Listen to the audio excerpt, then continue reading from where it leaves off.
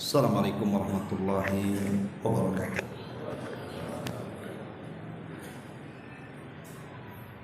Alhamdulillah wassalatu wassalamu ala Rasulillah wa ala alihi wa sahbihi wa mawalah wa la hawla wa la quwwata illa billahi wa ba'd. Kita lanjutkan kajian kita, masih membahas kitab Tauhid, dan kita masuk pada bab asy-syafa'ati. Syafaat.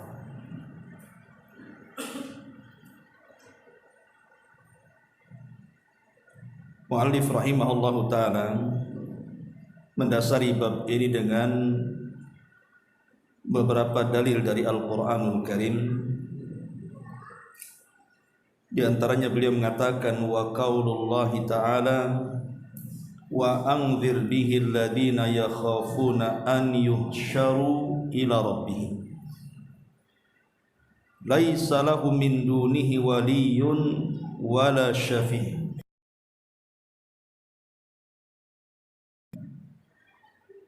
Dan berilah peringatan dengan apa yang telah diwahyukan dikumpulkan kepada Rabb mereka pada hari kiamat.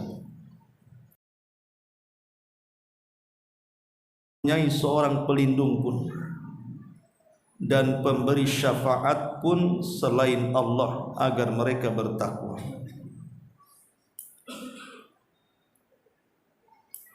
Wa qauluhu man dzal ladzi yashfa'u indahu illa bi'idzni. Katakanlah wahai Muhammad, man dzal ladzi yashfa'u indahu illa bi'idzni. Tidak seorang pun yang dapat memberikan syafaat di sisi Allah tanpa seizinnya. Wa qauluhu qulillah asy-syafa'atu jami'an. Katakanlah wahai Muhammad, hanya milik Allah lah syafaat itu semuanya. Wa qawluhu wa kam min malakin fis samawati la tughni syafa'atuhum syai'an illa min ba'di an ya'dzana Allahu liman yasha'u wa yarda. Dan berapa banyak malaikat yang di langit, syafaat mereka sedikit pun tidak berguna kecuali sesudah Allah izinkan untuk memberikan syafaat bagi sesiapa yang dikehendakinya dan diridhoinya. Wa qauluhu, dan juga firman Allah azza wa jalla, qulidul ladzina za'amtum min dunillah la yamlikuna mithqala dzarratin fis samawati wala fil ardh wama lahum fihima min syirkin wama lahu minhu min dhahir wala tanfa'u syafa'atu indahu illa liman adinalah. Katakanlah, panggillah mereka yang kau anggap sebagai Tuhan selain Allah itu. Mereka tidak memiliki kekuasaan seberat zarah pun di langit maupun di bumi. Dan mereka tidak mempunyai satu andil apapun dalam penciptaan langit dan bumi.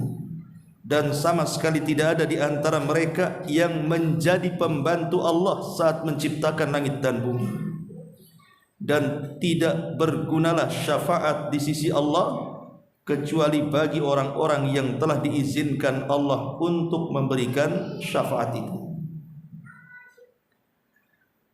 Kemudian waqala Abu Abbas Ibnu Taimiyah rahimahullahu taala, nafallahu amma siwa kullama yata'allaq bihi al-musyrikun fanafa an yakuna li ghairihi mulkun aw qistun minhu aw yakuna aunan lillah walam yabqa illa syafa'ah fabayyana annaha la tanfa illa liman adina lahu rabbu kama qala ta'ala la yashfa'una illa liman irtada fahadhihi syafa'ah allati yadhunnuha al-musyrikun hiya manfiyatun yaumal qiyamah kama nafaha al-Qur'an.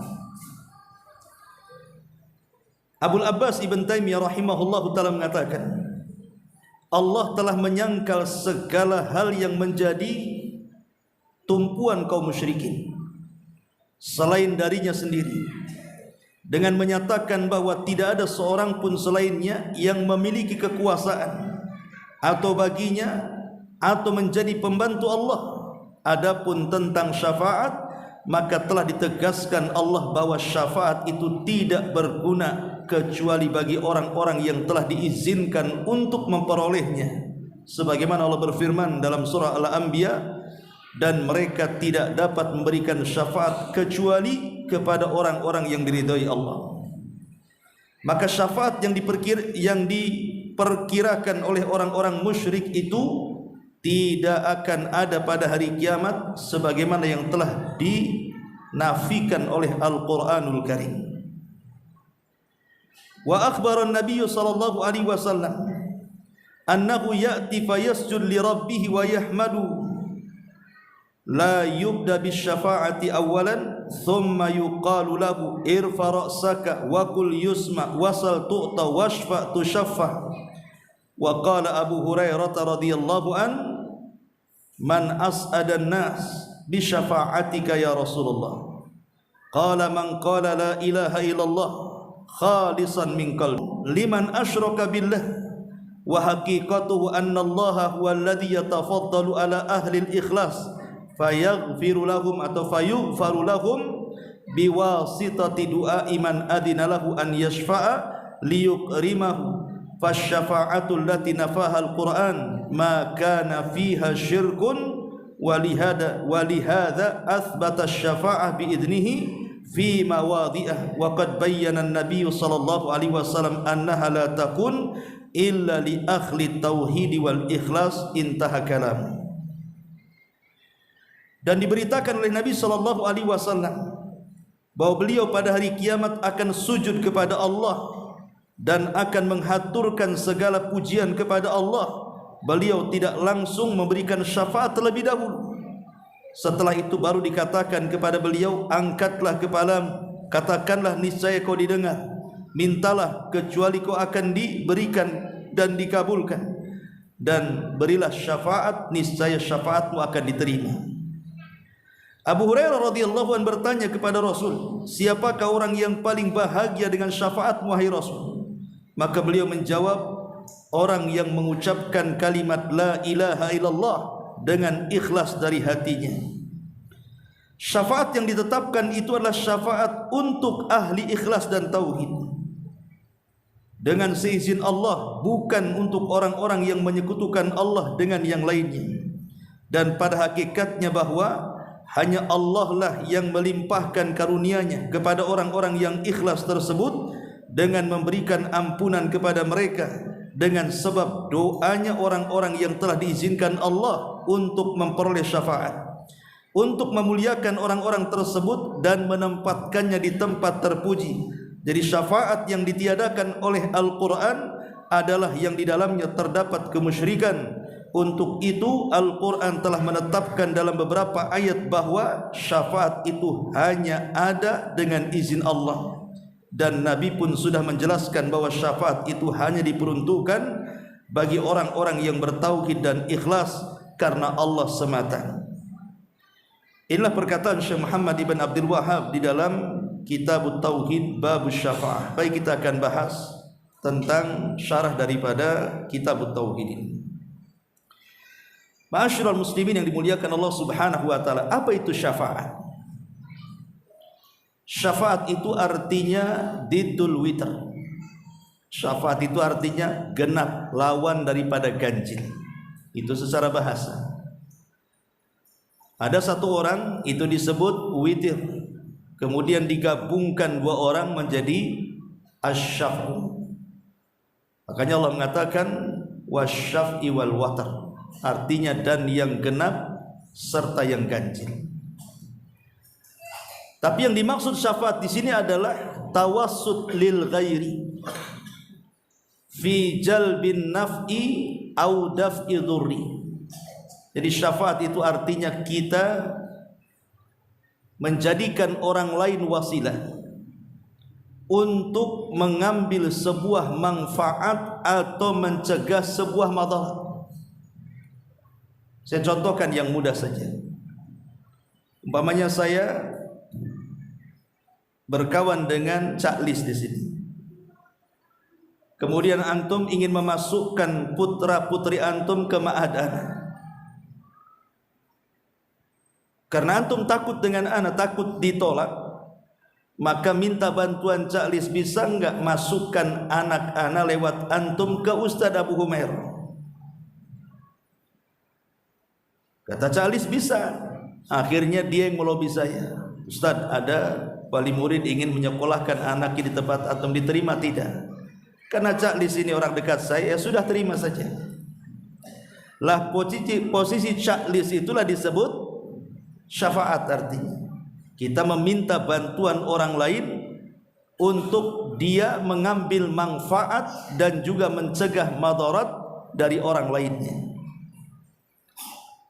Jadi kalau seandainya kita ini meminta kepada Nabi SAW syafaat, agar Nabi SAW meminta kepada Allah kita diselamatkan, berarti kita meminta kepada Rasul syafaat dari Allah Subhanahu wa ta'ala. Tapi apakah boleh kita meminta syafaat kepada Rasul di dunia? Makanya kita mengatakan, ya Rasulullah, berikan syafaat kepada. Bukankah dalam hadis-hadis Nabi SAW sudah jelas bahwa Rasul akan memberikan syafaat? Boleh tidak kita mengucapkan, ya Rasulullah isfa'li, wahai Rasul, berikan syafaat kepada. Boleh? Boleh enggak kita ngomong begitu? Atau dengan bahasa lain, Allahumma rzuqni bi syafaatin Nabi, ya Allah, berikan rizki kepadaku agar aku mendapatkan syafaat Nabi. Mana yang benar? Yang kedua. Kenapa kita tidak boleh langsung meminta syafaat kepada Rasul di dunia? Karena Rasul belum mendapatkan izin. Cemana dia akan berikan syafaat? Dan izin itu nanti di akhirat, ketika manusia sudah datang kepada Adam, kepada Nuh, kepada Ibrahim, kepada Musa, kepada Isa, baru kepada Nabi SAW. Baru di situ Nabi SAW mengatakan, ana laha, kan kucoba. Kemudian dia mendatangi Allah Subhanahu wa ta'ala, kemudian sujud dengan sujud yang lama. Baru di situ Allah Subhanahu wa ta'ala katakan, irfa ra'saka ya Muhammad, angkat kepalamu wahai Muhammad, sal tu'ta, minta kau diberi, kul tusma, katakan kau didengar, isfa tu syafa, mintalah syafaat, aku akan beri kau syafaat. Artinya izinnya memberikan syafaat kepada Rasul kelak di akhirat, bukan di dunia. Makanya tidak boleh kita mengatakan, ya Rasulullah, berikan syafaat kepadaku. Tetapi yang benar adalah, ya Allah, berikan rizki kepadaku agar aku mendapatkan syafaat dari Nabi-Mu. Karena ucapan ya Rasul berikan syafaat ini terjadi ketika terjadi fitnah di Mesir. Mungkin akhir-akhir sekitar abad ke-7, di zaman Al-Imam Abul Iz Al-Hanafi. Ketika itu Mesir dipimpin oleh kerajaan zalim, ya, penguasanya zalim, sampai di mimbar-mimbar orang itu membicarakan soal syafaat, sehingga dijadikan kalimat ya Rasulullah isfa'li, wahai Rasul, berikan syafaat kepadaku, itu selalu dibaca selepas azan. Maka ini kesyirikan nih. Nabi SAW tidak memberikan syafaat kecuali setelah izin dari Allah Subhanahu wa ta'ala, dan orang yang akan diberikan syafaat pun harus dapat redha dari Allah. Karena syafaat itu syaratnya dua, al-idhnu war-ridha. Harus ada izin dari Allah, kemudian harus ada redha dari Allah. Izin kepada yang akan memberikan syafaat, redha kepada orang yang akan diberikan syafaat. Jadi tidak boleh kita ini mengatakan, ya Rasulullah, wahai Rasul, berikan syafaat kepadaku. Atau umpamanya kita ini punya anak saleh, hafal Quran, rajin salat, manhajnya bagus. Kita tahu bahwa syafaat itu kan bukan hanya diberikan oleh Rasul saja, bahkan anak juga bisa memberikan syafaat kepada orang tuanya. Kalau umpamanya kita punya anak saleh, nampaklah saleh, hafal Quran, hafal banyak hadis, orangnya rajin ibadah, kemudian kita katakan, nah, saya minta syafaatmu pada hari kiamat, boleh? Tidak boleh, karena belum tentu dia dapat izin kan, walaupun nampak dia saleh. Lah begitu juga ucapan kita kepada Nabi SAW, ya Rasulullah, berikan syafaat kepadaku. Tapi yang benar ucapannya adalah, ya Allah, berikan rizki kepadaku agar aku mendapatkan syafaat Nabi. Kalau itu benar, karena tidak memastikan.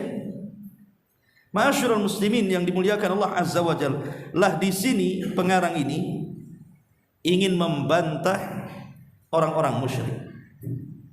Sebelum bab ini kan kita cerita tentang keagungan para malaikat, di mana mereka makhluk yang tidak pernah bermaksiat kepada Allah, yang senantiasa taat beribadah kepada Allah, tapi mereka juga tunduk patuh kepada Allah Subhanahu wa taala, takut kepada Allah. Seolah-olah korelasinya, kalau kita meminta syafaat kepada para malaikat, di mana malaikat pun akan berikan syafaat pada hari kiamat kan. Tetapi kalau kita meminta di dunia kepada para malaikat syafaat, maka tidak boleh, walaupun mereka makhluk yang jelas-jelas tidak bermaksiat sama sekali dan terus-menerus beribadah kepada Allah, apalagi selain malaikat. Karena ada di dunia ini orang-orang yang datang ke kuburan wali-wali, ke kuburan orang-orang saleh, karena dia merasa banyak dosa, dia tidak layak langsung meminta sesuatu kepada Allah Subhanahu wa taala. Akhirnya mereka mendatangi kuburan wali-wali, kuburan orang-orang yang dianggap saleh, kuburan para habaib dan yang semacamnya. Kemudian mereka menjadikan wasilah orang-orang yang dikubur itu sebagai perantara kita kepada Allah Subhanahu wa taala. Lah yang seperti ini persis seperti yang dilakukan orang-orang musyrik. Apa bedanya dengan orang-orang musyrik? Di zaman Nabi SAW, ketika mereka kemudian menyembah Lata, Uzza, Manat, sebagian mereka tidak mengakui bahwa mereka sedang menyembah patung-patung itu, tapi mereka mengatakan bahwa dengan patung-patung itulah mendekatkan kita kepada Allah Subhanahu wa taala. Ma na'buduhum illa liyuqarribuna ilallahi zulfa. Ma na'buduhum, ini ucapan orang musyrik. Kami tidak menyembah mereka patung-patung itu, kecuali kami ingin mendekatkan kepada Allah sedekat mungkin lewat patung itu. Lalu apa bedanya dengan ucapan orang musyrik dengan apa yang dilakukan orang-orang itu? Maka orang-orang yang datang ke kuburan orang-orang saleh atau orang-orang yang dianggap saleh, kemudian meminta sesuatu lewat mereka kepada Allah Subhanahu wa taala, ini kesyirikan. Namanya syirkul wasilah, namanya kesyirikan dalam bab wasilah, menjadikan mereka mendekatkan diri kepada Allah. Inilah syafaat yang manfi, yang ditiadakan dalam Al-Quran dan Sunnah Nabi Sallallahu Alaihi Wasallam. Baik, kita lihat perkataan mu'alif di sini. Pertama, beliau mengambil dalil dari surah Al-An'am ayat 51. Allah Subhanahu wa taala berfirman, wa anzir bihil ladzina yakhafuna an yuhsyaru ila rabbihim laisa lahum min dunihi min waliyyin wala syafi' la'allahum yattaqun. Dan berilah peringatan dengan Al-Qur'an, maksudnya kepada orang-orang yang takut akan dikumpulkan kepada Rabb mereka. Kapan itu? Pada hari kiamat. Sedang mereka tidak mempunyai seorang pelindung pun dan pemberi syafaat selain daripada Allah Subhanahu wa taala agar mereka bertakwa. Lihat di sini bahasanya, laisa lahum min dunihi waliyyun wala syafi'. Pada hari kiamat mereka tidak punya pelindung, bahkan tidak ada yang sanggup memberikan syafaat kecuali Allah Subhanahu wa taala. Dari sini kita ketahui bahwa syafaat itu hanya milik Allah. Malaikat tidak mampu untuk memberikan syafaat. Nabi-nabi tidak mampu memberikan syafaat. Apalagi wali-wali tidak mungkin memberikan syafaat, karena syafaat itu hanya milik Allah. Makanya ditegaskan dalam surah Az-Zumar ayat 44-nya, qulillah asy-syafa'atu jami'ah. Katakan ya Muhammad, hanya milik Allah lah semua syafaat. Dari sini kita tahu bahwa syafaat itu mutlak milik Allah. Selain daripada Allah tidak berhak memberikan syafaat. Kemudian mu'alif juga mencantumkan beberapa dalil, di antaranya Al-Baqarah 225. Man dzalladzi yashfa'u indahu illa bi'idznih. Tidak ada seorang pun yang dapat memberikan syafaat di sisi Allah tanpa izin. Dan Allah juga mengatakan dalam surah An-Najm 26-nya, wa kam mim malakin fis samawati la tughni syafa'atuhum syai'a illa min ba'di an ya'dzana Allah liman yasha' wa yarda. Dan berapa banyak malaikat di langit, syafaat mereka sedikit pun tidak berguna kecuali sesudah Allah mengizinkan untuk memberikan syafaat bagi siapa saja yang dikehendaki dan diridhoi. Di sini muallif ingin menjelaskan tentang syarat. Apa sih syarat-syarat syafaat itu? Ada yang mengatakan bahwa kalau kita bicara tentang syarat syafaat itu ada 4 macam. Yang pertama, qudratu asy-syafi. Qudratu syafi, kemampuan orang yang akan memberikan syafaat. Kemampuan orang yang akan memberikan syafaat. Ketika Allah Subhanahu wa taala bicara tentang selain daripada Allah Subhanahu wa taala, apakah mereka sanggup berikan syafaat atau tidak? Maka Allah mengatakan dalam surah Yunus ayat 18, wa ya'buduna min dunillah ma la yadhurruhum wa la yanfa'uhum wa yaquluna haula'i syufa'auna indallah.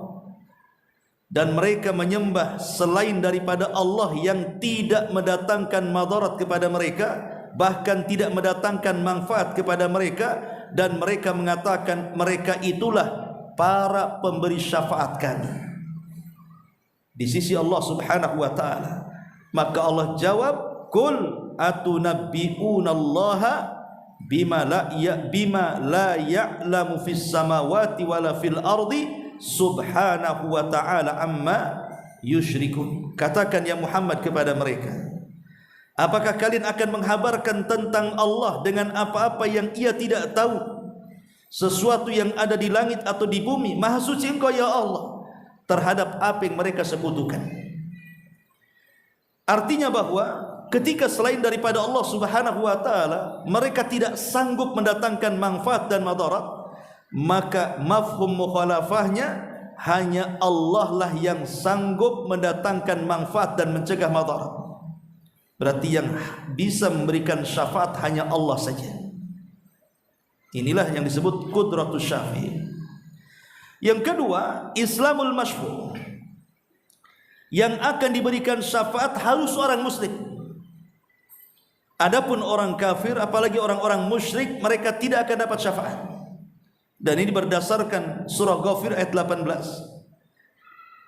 Wa anzirhum yaumal azifati idzil qulubu ladal hanajir kadhimina ma lidh-dhalimina min hamim wala syafi'in yutah. Dan berilah mereka peringatan akan hari yang semakin dekat, maksudnya hari kiamat, yaitu ketika hati menyesak sampai ke kerongkongan karena menahan kesedihan. Tidak ada seorang pun teman setia bagi orang-orang zalim, dan tidak ada baginya seorang penolong atau pemberi syafaat yang diterima pertolongannya. Al-Imam Al-Baihaqi menyebutkan dalam kitab Syu'abul Iman, yang dimaksud zalim dalam ayat di sini adalah al-kafirun, maksudnya orang-orang kafir. Maknanya orang kafir, mereka tidak akan dapat teman setia sampai kiamat dan tidak akan ada yang berikan syafaat kepadanya. Berarti mafhum kebalikannya, yang akan mendapatkan teman setia, yang akan mendapatkan pertolongan syafaat pada hari kiamat, mereka adalah orang-orang yang beriman, orang-orang Islam. Ini yang kedua. Kemudian yang ketiga adalah al-idhnu minallah. Harus dapat izin dari Allah Subhanahu wa taala. Allah mengatakan dalam surah Al-Baqarah 225 tadi, man dzalladzi yashfa'u indahu illa bi'idznih. Tidak ada seorang pun yang dapat memberikan syafaat di sisi Allah tanpa izin dari Allah. Maka syarat yang ketiga, orang yang akan memberikan syafaat harus ada izin dari Allah. Kalau tidak ada izin dari Allah, selamanya dia tidak akan mampu memberikan syafaat. Bahkan malaikat sekalipun, berapa banyak malaikat yang tidak sanggup memberikan syafaat. Kalau malaikat saja tidak sanggup, apalagi selainnya. Dan yang terakhir tentu kepada orang yang akan diberikan syafaat. Itulah disebut syurutus syafa'ah, artinya harus ada kemampuan yang akan memberikan syafaat, dan yang diberikan syafaat dan yang memberikan syafaat harus Islam. Kemudian yang ketiga, harus ada izin dari Allah, dan yang keempat, harus ada redha baik yang memberikan syafaat atau yang akan diberikan syafaat. Itu disebut syurutus syafa'ah, artinya syarat-syarat syafaat. Ma'asyiral muslimin yang dimuliakan Allah Subhanahu wa taala. Para ulama mengatakan ada 5 kelompok. Dia tidak akan mendapatkan syafaat selamanya, kecuali kalau Allah Subhanahu wa taala berkehendak. Siapa 5 kelompok ini yang tidak akan dapat syafaat? Yang pertama, at-talabbus bisyirki. Orang yang senantiasa bergelut dengan kesyirikan. Maka orang-orang yang bergelut dengan kesyirikan, seperti orang-orang yang yakin dengan jimat-jimat, tangkal-tangkal, dukun-dukun, datang ke kuburan meminta-minta dan yang semacamnya, kemudian mereka jatuh kepada kesyirikan, maka selamanya orang musyrik tidak akan dapat syafaat. Dan itu berdasarkan firman Allah Subhanahu wa taala, innallaha la yaghfiru an yushraka bihi wa yaghfiru ma duna dzalika liman yasha. Allah tidak akan mengampuni dosa orang yang menyekutukan kepadanya, dan hanya mengampuni dosa selain daripada itu bagi yang dikehendaki. Yang kedua, seorang pemimpin yang zalim. Seorang pemimpin yang zalim, maka mereka tidak akan dapat syafaat. Maksudnya syafaat Nabi SAW. Rasul mengatakan, sinfani min ummati lan tanalahuma syafaati. Ada 2 kelompok, kata Rasul, pada hari kiamat. Salah satunya Rasul mengatakan imamun zalum, imam yang zalim, imam yang pemimpin yang fajir, pemimpin yang zalim. Maka mereka tidak akan dapat syafaat dari Nabi SAW. Kemudian yang ketiga, at-takdzibu bisyafa'at. Orang-orang yang mendustakan syafaat, maka al-jaza min jinsil amal. Ketika orang mendustakan syafaat, justru dia tidak akan dapat syafaat. Nabi SAW mengatakan, man kadzdzaba bisyafa'ati falaysa lahu fiha nasibun. Siapapun yang mendustakan syafaat, maka dia tidak akan mendapatkan sedikit pun dari bagian syafaat. Seperti siapa yang mendustakan syafaat? Orang-orang Mu'tazilah, orang-orang Khawarij. Mereka tidak yakin dengan syafaat, karena bagi mereka orang-orang Mu'tazilah dan orang-orang Khawarij itu para pelaku dosa besar, kalau masuk neraka tidak mungkin keluar lagi, alias kekal di dalamnya. Sementara kita ahli sunnah tidak. Para pelaku dosa besar di bawah kepada kehendak Allah. Kalau Allah mau, Allah ampuni dosanya dan tidak masuk neraka. Tapi kalau Allah mau, Allah masukkan dulu ke neraka, kemudian dapat syafaat, dikeluarkan dari neraka. Makanya Mu'tazilah dan Khawarij, mereka orang-orang yang mengingkari adanya syafaat. Maka kata Rasul, man kadzdzaba bisyafa'ati falaysa lahu fiha nasib. Orang yang mendustakan syafaat, justru dia tidak akan dapat syafaat. Ini yang ketiga. Yang keempat, al-ihdatsu fid din. Orang-orang yang melakukan bid'ah dalam agama, orang-orang yang senantiasa mengada-adakan sebuah perintah yang tidak diperintahkan, alias bid'ah. Karena nanti pada hari kiamat ada orang-orang yang terusir dari telaga Nabi SAW. Kemudian Nabi SAW memanggil orang-orang yang terusir dengan mengatakan, ya Rabb, mereka umatku. Kenapa mereka dilarang minum? Allah Subhanahu wa taala mengatakan kepada Rasul, biarkan mereka terusir, suhkan. Ya Muhammad, innaka la tadri ma ahdatsu ba'daka innahum ghayyaru wa badal. Wahai Muhammad, kau tidak tahu apa yang terjadi dengan umat sepeninggal. Sebagian besar mereka mengganti-ganti sunnahmu dan beralih di luar petunjukmu. Dari sini orang-orang yang melakukan perbuatan bid'ah dalam agama tidak akan mendapatkan syafaat Nabi. Kemudian yang kelima, orang-orang yang tukang laknat. Orang-orang yang lisannya tidak pernah dijaga, yang suka mengeluarkan kata-kata kotor, kata-kata laknat, kata-kata binatang, kata-kata setan dan begitu seterusnya, maka orang seperti ini tidak akan dapat syafaat. Kata Rasul, innal la'anina la yakununa syuhada wala syufa'a yaumal qiyamah. Sesungguhnya tukang laknat, mereka tidak akan dapat saksi, bahkan tidak akan mendapatkan syafaat pada hari kiamat. Maka jaga lisan, jangan mudah melontarkan kalimat-kalimat kotor, kalimat-kalimat binatang, kalimat-kalimat setan dan yang semacamnya, karena terancam tukang laknat itu tidak akan mendapatkan syafaat. Dan yang terakhir, kullu ghalin marikin, setiap orang yang melampau dalam agama, seperti Khawarij. Mereka melampau dalam agama, ghulu, ya, sehingga di luar dari batas-batas yang ditentukan oleh syariat. Lah 6 kelompok ini tidak akan mendapatkan syafaat dari Nabi sallallahu alaihi wasallam. Ma'asyiral muslimin yang dimuliakan Allah Azza wa Jalla. Kemudian pengarang membawakan dalil juga dari As-Saba ayat 22. Qul id'ul ladzina za'amtum min dunillah la yamlikuna mithqala dzarratin fis samawati wala fil ardh wa ma lahum fihima min syirkin wa ma lahum minhum min dhahir wa la tanfa'u syafa'atu indahu illa liman adinalah.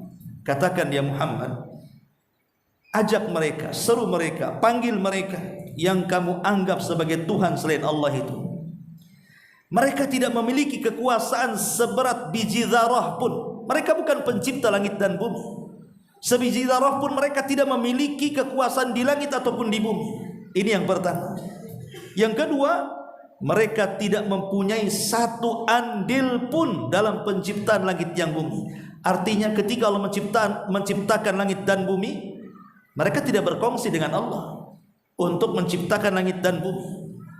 Atau yang ketiga, mereka sama sekali tidak menjadi pembantu Allah saat menciptakan langit dan bumi. Artinya mereka bukan pembantu Allah, mereka bukan partner Allah ketika menciptakan langit dan bumi. Bahkan mereka tidak punya kekuasaan sedikit pun di langit dan bumi, bahkan sebiji zarah sekalipun. Mungkin mereka memberikan syafaat? Tidak.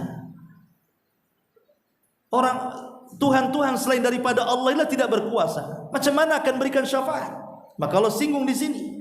Kemudian Allah Subhanahu wa taala mengatakan, wala tanfa'u syafa'atu indahu illa liman adinalah. Kecuali Allah lah yang akan berguna syafaatnya, dan mereka orang-orang yang akan diberikan syafaat itu setelah ada izin dari Allah Subhanahu wa taala. Ma'asyiral muslimin yang dimuliakan Allah Subhanahu wa taala. Bicara sedikit syafaat. Syafaat itu kan ada 2 macam, ya. Ada syafaat di dunia, ada syafaat di akhirat. Maksudnya syafaat di dunia ini syafaat dalam urusan dunia. Adapun syafaat dalam urusan dunia, maka selama orang yang kita minta syafaat itu dia sanggup dan mampu untuk menolong kita, tidak ada masalah. Tidak ada masalah kalau dia memang tidak melanggar hak-hak dan kewajiban. Tapi kalau seandainya kemudian orang-orang ini kemudian melanggar hak-hak dan kewajiban, contoh umpamanya di zaman Nabi SAW, Aisyah radhiyallahu anha bercerita tentang orang-orang Quraisy kebingungan dengan masalah seorang wanita dari Bani Mahzum. Jadi ada anak pejabat Bani Mahzum itu seorang wanita, dia mencuri. Kemudian ketahuan, dan harta yang dicuri itu sudah sampai kepada level potong tangan. Akhirnya kemudian Nabi SAW memerintahkan agar memotong tangan wanita itu. Lah karena dia anak pejabatnya Bani Mahzum, maka kemudian kabilahnya merasa kasihan anak tokoh mereka harus dipotong tangannya. Akhirnya kemudian mereka pun mengadu kepada Usamah ibn Zaid, karena Usamah ibn Zaid itu dekat dengan Nabi, dengan mengatakan, ya Usamah, bantulah kami untuk mengadukan kepada Rasul, bisa enggak Rasul tidak memotong tangan wanita itu, dia anak pejabat kami, kasihan. Jadi mereka meminta kepada Usamah syafaat dari Rasul agar Rasul memaafkan wanita Mahzumi itu. Tapi Nabi SAW tidak mengizinkan. Kalau Rasul mau kan bisa saja. Kenapa? Karena syafaat yang seperti ini akan menggugurkan hak-hak manusia. Dia sudah mencuri, potong tanganlah. Dari sini Nabi SAW mengatakan, ayyuhan nas, innama ahlakal ladzina qablakum annahum kanu idza sariqa fihimus syarif tarakuhu wa idza saraka fihimudh dhaifu aqamu alaihi al-had wa aimullah, kata Rasul, lau anna Fatimah binta Muhammadin saraqat laqata'tu yadaha. Wahai manusia, hancurnya umat sebelum kalian itu karena idza saraka fihim asyarif, kalau orang mulia yang korupsi, pejabat yang korupsi, itu tidak ditegakkan had kepada mereka. Tapi kalau orang miskin yang mencuri, maka langsung dihukum dengan seberat-beratnya. Celaka kalian seandainya Fatimah yang mencuri, aku akan potong tangannya. Artinya bahwa kalau seandainya orang itu meminta syafaat dalam urusan dunia dan orang itu sanggup selama tidak melanggar hak-hak manusia, tidak ada masalah. Tapi kalau sampai melanggar hak-hak manusia, tidak boleh. Nah, ini juga syaratnya. Boleh kita meminta syafaat dalam urusan dunia kalau orang yang memberikan syafaat itu mampu memberikan. Yang kedua, tidak melanggar hak-hak kemanusiaan, seperti yang terjadi di sini. Dan itu kan umum di negeri kita juga gitu. Kalau pejabat korupsi ya di penjara 5 tahun, pulang masih, keluar penjara pun masih kaya kan. Coba kalau orang susah yang mencuri ayam, habis dibakar massa. Nah ini masyarul muslimin yang dimuliakan Allah Azza wa Jalla, boleh meminta syafaat dalam urusan dunia selama mampu dan tidak melanggar hak-hak, kemudian tidak menyandarkan kepada orang yang membantunya. Kita katakan semua datang dari Allah Subhanahu wa ta'ala. Ini kalau syafaat dalam urusan dunia. Tapi kalau syafaat dalam urusan akhirat,